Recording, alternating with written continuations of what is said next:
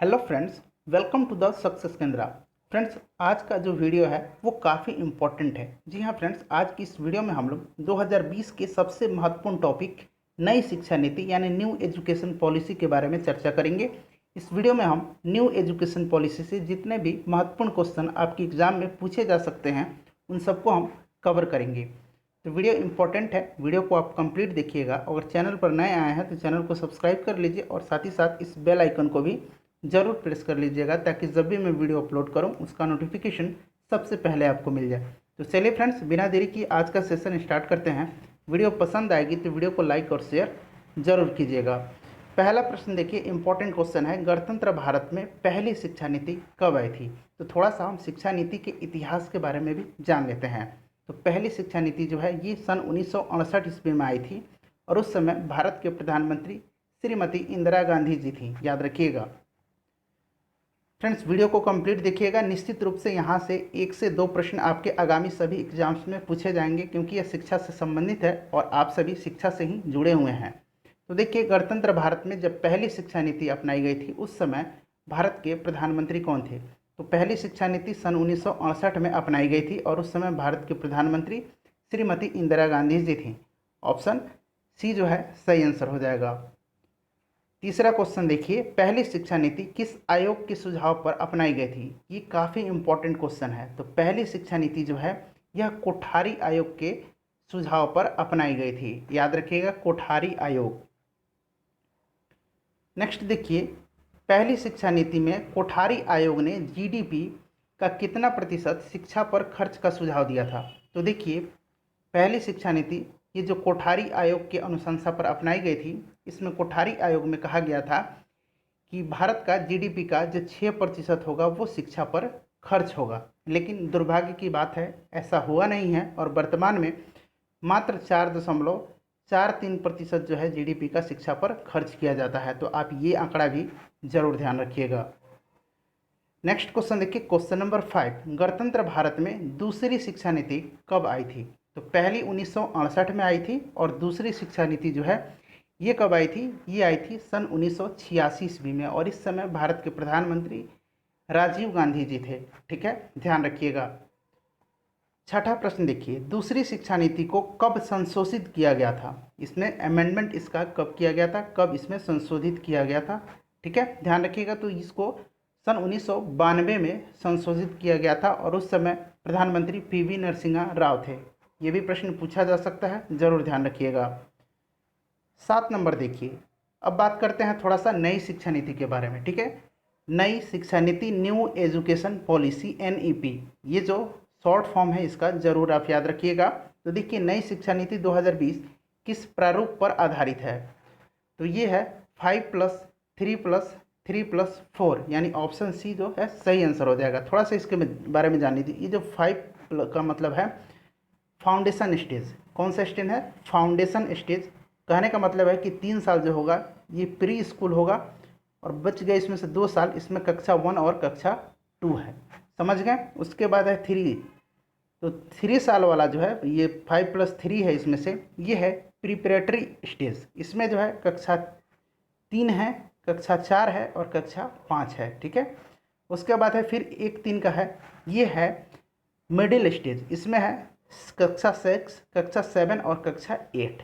ठीक है फ्रेंड्स, उसके बाद है 4 और 4 में क्या है? 4 जो है ये सेकेंडरी स्टेज है। इसमें है कक्षा 9 to 12, तो 9, 10, 11 और 12। देखिए, जो 10वीं और 12वीं का बोर्ड है उसके साथ कोई भी छेड़छाड़ नहीं किया गया है। ठीक है, ध्यान रखिएगा।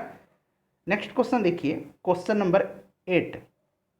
क्वेश्चन नंबर 8 है कि नई शिक्षा नीति का प्रारूप बनाने के लिए किस कमेटी का गठन किया गया था? ये ध्यान रखिएगा, प्रारूप बनाने के लिए, ठीक है, यानी ड्राफ्ट बनाने के लिए किस कमेटी का गठन किया गया था?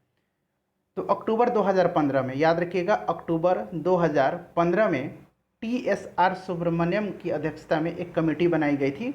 ऑप्शन बी जो है सही आंसर हो जाएगा। ठीक है, और इसने अपना रिपोर्ट कब सौंपा था? तो 7 मई, याद रखिएगा, 7 मई 2016 को। ठीक है फ्रेंड्स, TSR कमेटी जो है अपना रिपोर्ट 7 मई 2016 को सौंपी थी। क्वेश्चन नंबर 9 देखिए, 9 है कि नई शिक्षा नीति के तहत 2035 ईस्वी तक माध्यमिक विद्यालय का सकल नामांकन अनुपात यानी ग्रॉस इनरोलमेंट रेशियो का लक्ष्य जो है कितना प्रतिशत रखा गया है, इम्पॉर्टेंट है। तो देखिए ये कितना प्रतिशत रखा गया है, ये भी प्रश्न आपकी एग्जाम में पूछा जा सकता है। तो ये रखा गया है 100%, ठीक है, याद रखिएगा कितना परसेंट रखा गया है, 100% रखा गया है माध्यमिक विद्यालय का ग्रॉस इनरोलमेंट रेशियो, ठीक है फ्रेंड्स। चलिए अगला क्वेश्चन देखिए, क्वेश्चन नंबर 10। क्वेश्चन नंबर 10 है कि नई शिक्षा नीति के तहत 2035 ईस्वी तक उच्च शिक्षा का सकल नामांकन अनुपात यानी ग्रॉस इनरोलमेंट रेशियो का लक्ष्य कितना प्रतिशत रखा गया है। ये भी क्वेश्चन इंपॉर्टेंट है, ठीक है फ्रेंड्स। तो आपको ये भी ध्यान रखना है कि ये कितना रखा गया है, ये रखा गया है 50%, ठीक है, 50% रखा गया है। ऑप्शन डी जो है सही आंसर हो जाएगा। नेक्स्ट क्वेश्चन देखिए, क्वेश्चन नंबर है 11। मानव संसाधन मंत्रालय का नाम बदलकर अब क्या हो गया है। तो देखिए मानव संसाधन जो को मंत्रालय है HRD, मानव संसाधन विकास मंत्रालय, ठीक है, यहाँ विकास अब जोड़ सकते हैं। इसका अब नाम बदलकर क्या कर दिया गया है, शिक्षा मंत्रालय हो गया है। कहने का मतलब है कि जो अब भविष्य में जो होगा ये HRD मिनिस्टर अब इसके नहीं होंगे, इसके होंगे शिक्षा मंत्री, ठीक है, यानी एजुकेशन मिनिस्टर, याद रखिएगा। और वर्तमान में HRD मिनिस्टर कौन है, रमेश पोखरियाल निशंक जी हैं। नेक्स्ट क्वेश्चन देखिए और वीडियो को ध्यान से देखिएगा क्योंकि लास्ट में आपसे एक प्रश्न पूछा जाएगा जिसका आंसर आपको कमेंट बॉक्स में देकर बताना है। देखिए किसकी अध्यक्षता में विशेषज्ञों की एक समिति ने नई शिक्षा नीति 2020 का मसौदा तैयार किया था। तो देखिए जून, आपको याद रखना है, जून 2017 में डॉक्टर के कस्तूरी रंजन, ये इसरो के पूर्व चेयरमैन हैं, ठीक है, इन्हीं की अध्यक्षता में एक समिति बनाई गई थी। सही आंसर है ऑप्शन ए डॉक्टर के कस्तूरी रंजन। और इन्होंने अपना रिपोर्ट जो सौंपा था, इस समिति ने ये सौंपा था 31 मई 2019 को, ठीक है। तो आप ये सब भी याद रखिएगा, काफ़ी इंपॉर्टेंट आंकड़े हैं। 13 नंबर देखिए, 13 नंबर है कि नई शिक्षा नीति 2020 के तहत किस कक्षा तक मातृभाषा या स्थानीय भाषा या फिर क्षेत्रीय भाषा में शिक्षा का माध्यम अनिवार्य कर दिया गया है। ये किया गया है 5वीं कक्षा तक, ठीक है। अगर चाहे तो सरकार 8वीं कक्षा तक भी मातृभाषा या फिर क्षेत्रीय भाषा या फिर स्थानीय भाषा में शिक्षा प्रदान कर सकती है, ठीक है। तो ये आप दोनों याद रखिएगा।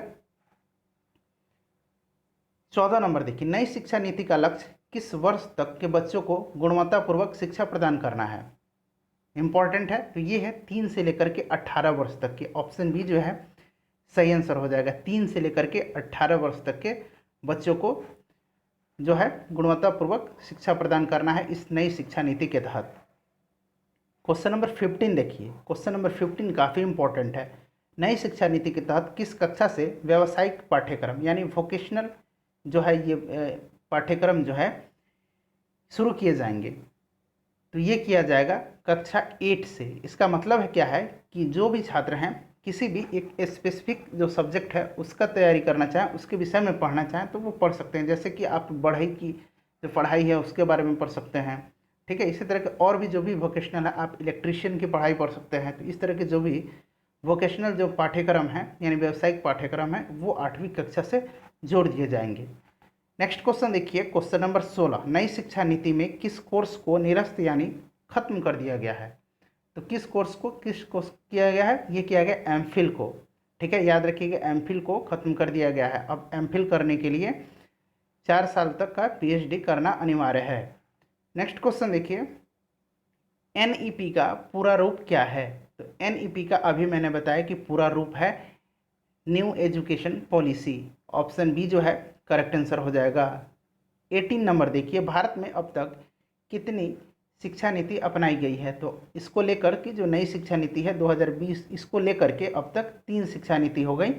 एक 1968 में, दूसरा 1986 में और तीसरा जो है 1920 में। ध्यान रखिएगा 1992 में जो हुआ था वो जो दूसरी शिक्षा नीति थी 1986 वाला, उसको सिर्फ संशोधित किया गया था, ठीक है। तो ध्यान रखिएगा ये नहीं होगा, अब तक केवल 3 शिक्षा नीति अपनाई गई हैं।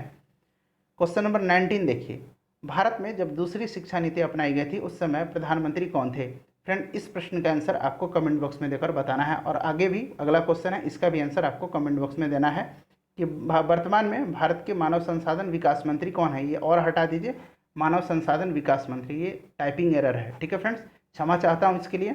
तो ये 2 प्रश्न है 19 नंबर और 20 नंबर, इसका आंसर आपको कमेंट बॉक्स में देकर बताना है। उम्मीद करता हूँ कि वीडियो पसंद आई होगी। इसी तरह का वीडियो पाने के लिए हमारे चैनल को सब्सक्राइब कर लीजिए और बेल आइकन को ज़रूर प्रेस कर लीजिएगा। वीडियो के डिस्क्रिप्शन में और भी बहुत सारे इंपॉर्टेंट वीडियोज़ की लिंक हैं, उसको भी ज़रूर देख लीजिएगा। अपना ध्यान रखिएगा। मिलते हैं नेक्स्ट वीडियो में। Thanks for watching.